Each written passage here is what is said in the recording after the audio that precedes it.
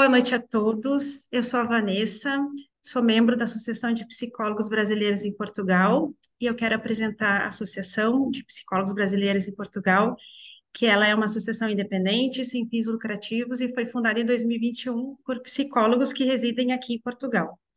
A nossa missão é promover o acolhimento, o apoio e a representatividade a estudantes e brasileiros da área da psicologia de forma responsável, democrática e ética, diante de toda a sociedade lusófona. A gente quer fomentar a reciprocidade de relações entre a sociedade brasileira e portuguesa, e bem como as suas instituições. Então, nós estamos no decorrer da terceira semana de psicologia aqui em Portugal. Desde 2020 nós fazemos essa semana. Cada ano tem um mote diferente, e esse ano vai ser o plantão psicológico, né? Nas diferentes áreas de atuação.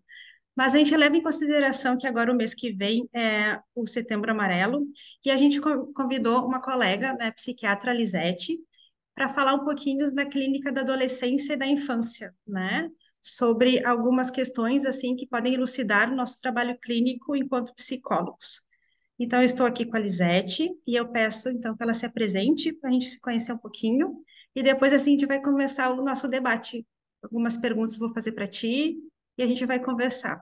Tá bom, Lisete? Muito obrigada, a gente agradece a tua presença, o pronto atendimento do nosso convite. A gente está muito feliz pelo teu comparecimento. Obrigada, eu que agradeço a oportunidade.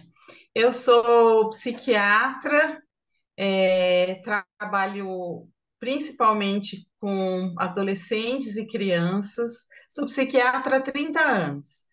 Moro na cidade de Taubaté, que é uma cidade do interior do estado de São Paulo. Trabalho numa clínica multidisciplinar, que para mim está sendo uma experiência muito rica, poder o tempo todo dividir os pacientes com os outros profissionais, ter uma visão mais abrangente, tanto da infância quanto da adolescência. Muito obrigada. Então, Lisete, a gente quer saber, assim, a gente entende, né, que a infância e a adolescência é uma clínica muito especializada. E nós, como a gente fala aqui como profissionais da saúde mental, né, psicólogos que estamos aqui em Portugal e também os psicólogos que vão escutar no Brasil, algumas vezes parece que as pessoas, como não, a gente não consegue se especializar em todo o ciclo vital, alguns sinais, é possível tu nos descrever alguns sinais, alguns gatilhos que podem nos chamar atenção no atendimento dessa criança ou do adolescente que chega em algum sofrimento no nosso consultório? Sim, nós temos que separar as manifestações das crianças e dos adolescentes.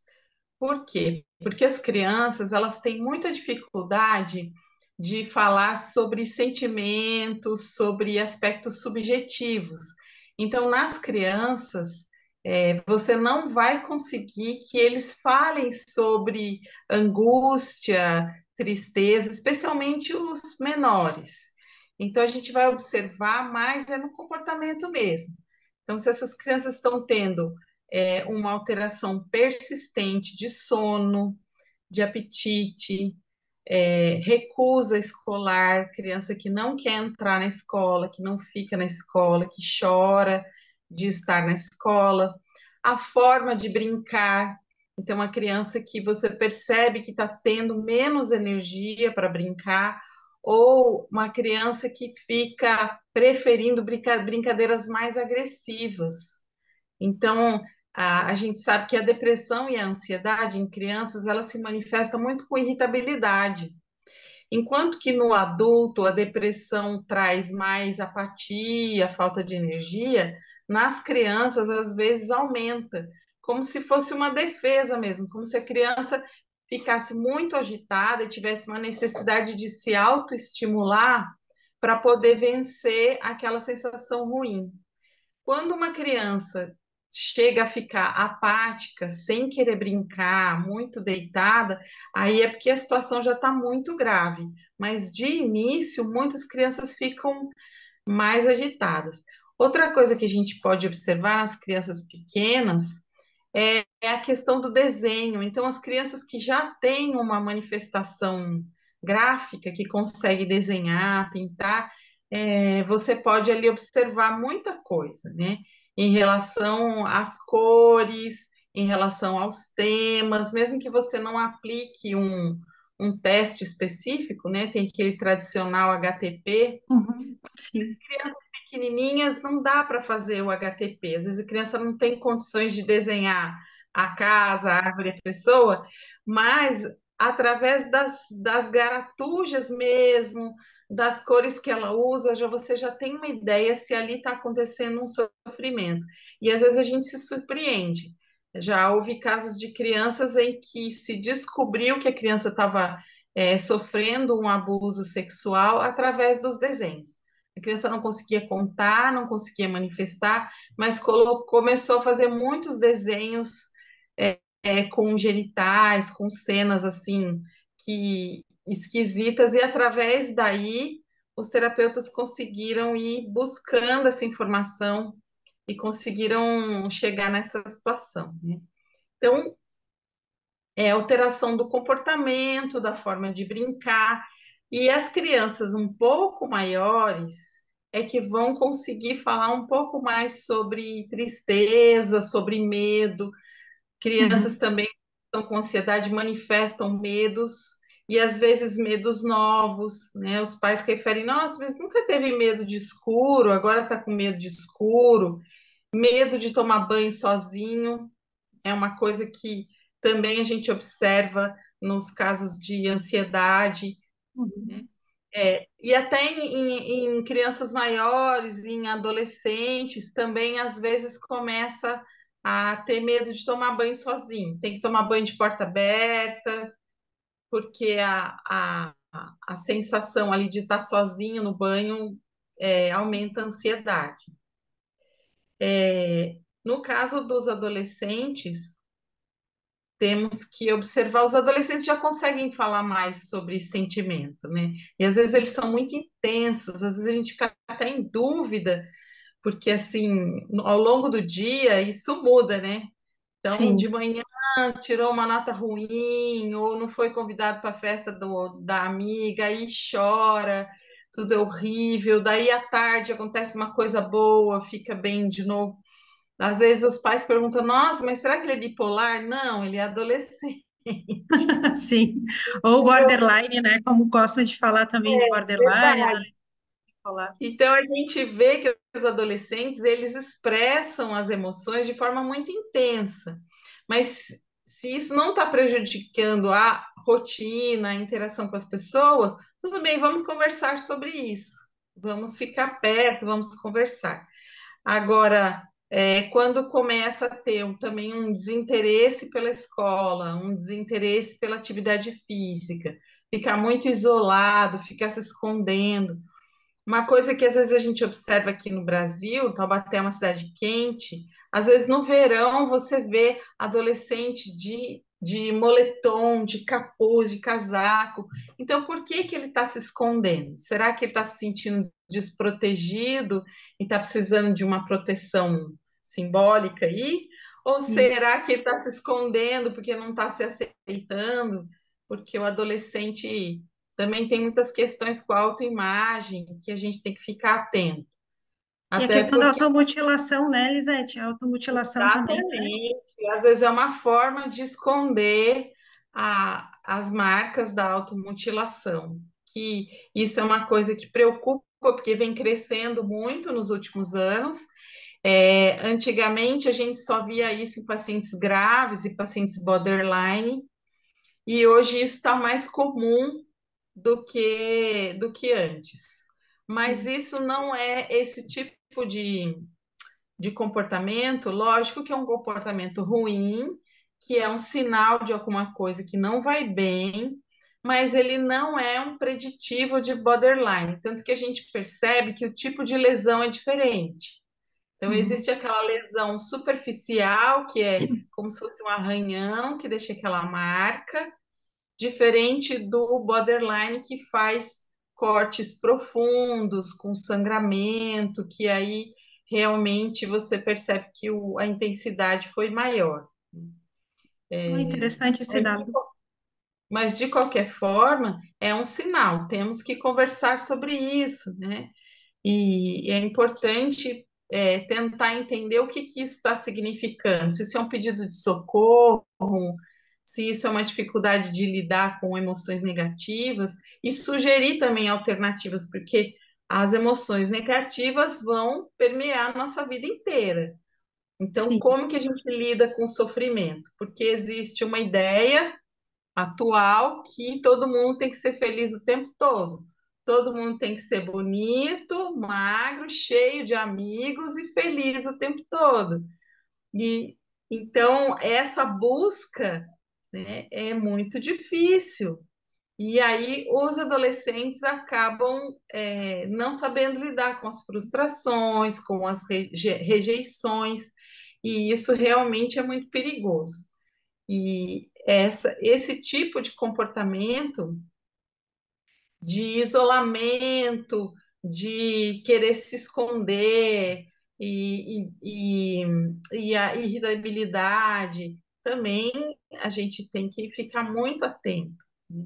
Eu sempre peço um relatório para a escola para saber não só do ponto de vista acadêmico, mas para saber como é que é o comportamento na escola.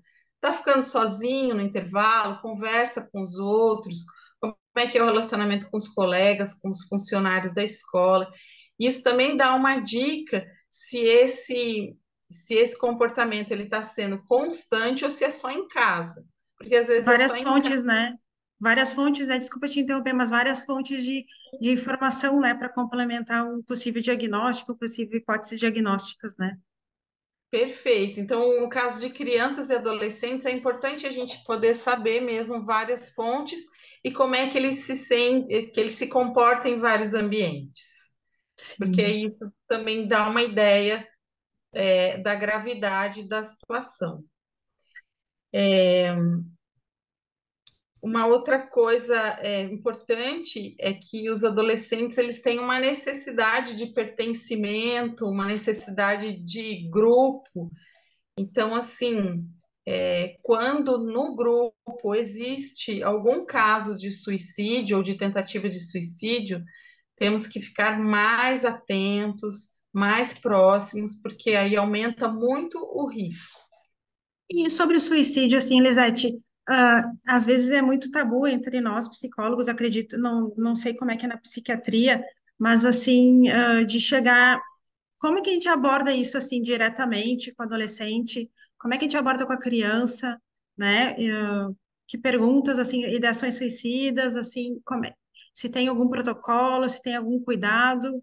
Porque muitas vezes eu sinto que colegas meus, assim, não abordam isso nem com adultos, porque tem a tabu de perguntar, olha, tu tem pensado em se matar, tem pensado em morrer? Essas perguntas, assim, às vezes, né, as pessoas têm até preconceito de fazer perguntas, né? Como é que tu Sim. enxerga isso? Bom, eu enxergo o seguinte: o nosso instinto de sobrevivência é muito grande. Então, uma pessoa saudável jamais vai querer se matar porque conversou sobre isso.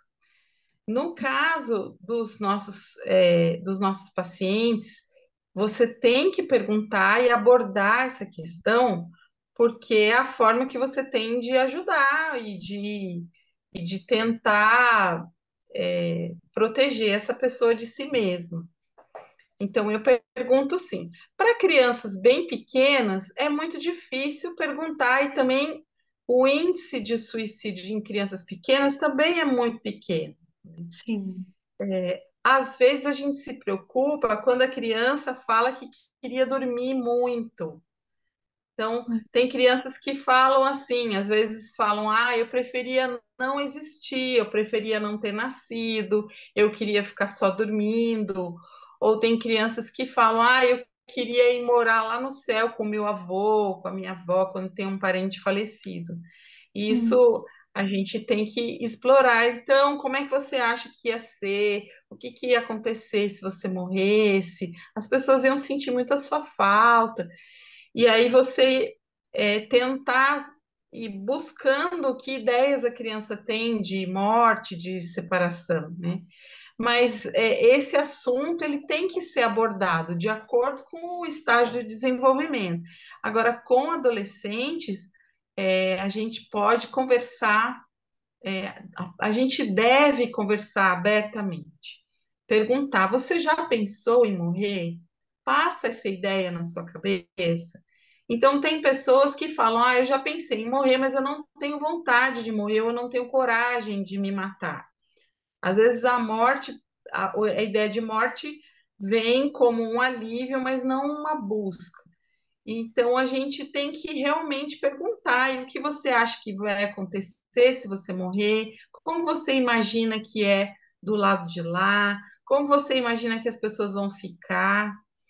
E eu acho muito importante também, no meio dessa conversa, perguntar sobre os projetos de futuro, né? O que que você gostaria de fazer no futuro? O que que você sonha? O que que você tem vontade de aprender ou de realizar? Né? Porque aí você está trazendo a vida. Sim, E aí vem aquela história: bom, se eu morrer, eu não vou poder fazer tudo que eu quero. sim. Eu acho interessante esse tipo de pergunta e de puxar um pouco para a vida. Agora, eu tenho visto adolescentes com medo de crescer, com medo da vida. E acho que a culpa é nossa dos adultos. Eu acho que os adultos reclamam tanto das responsabilidades, das dificuldades, de ter que pagar as contas, e eu acho que passa para eles um peso de que a vida adulta só tem obrigações. E Nossa, não é verdade, né? interessante. A vida adulta tem responsabilidades, mas tem também a liberdade de escolha. Quando você é adulto, você pode escolher o que você vai assistir, o que você vai comer, onde você vai passear, tem a realização, né? Então, às vezes, a família está num momento muito sobrecarregado, e eu já ouvi de crianças maiores e de adolescentes esse tipo de queixa. Eu não quero crescer porque ser adulto é muito ruim. Eu acho que eu não vou dar Já conta de ser ouvi dos meus adulto. pacientes adolescentes, nunca tinha ligado assim na coparentalidade diretamente, né? Nossa, que interessante É, essa dica. a referência que eles têm da vida adulta são dos familiares, né? E talvez dos professores, dos adultos que eles convivem. Então, às vezes é interessante quando a gente vai falar sobre futuro, falar das vantagens de ser adulto, né? Quando você fala para os meninos: quando você for adulto, você vai poder dirigir. Você já pensou em dirigir um carro? Geralmente o olhinho deles brilha. Sim, sim, é uma boa tática, verdade, verdade, verdade. Isso, né? E daí também é uma forma de você estar avaliando essa pulsão de vida, esses desejos, né? Porque geralmente a criança saudável ela tem vontade de crescer. Ela quer crescer para ter liberdade, para realizar coisas, às vezes até de forma fantasiosa, né? Quando eu crescer, eu quero ser astronauta, eu quero ser artista, né? Eu quero ser cantor, não é? Sim. Tudo bem, um esportista. Então, é até legal a gente poder explorar isso. Qual que é a visão de futuro da Uhum, criança e do adolescente, né? uhum. Então tá, Elisete, acho que a gente tem bastante conteúdo. Muito obrigada.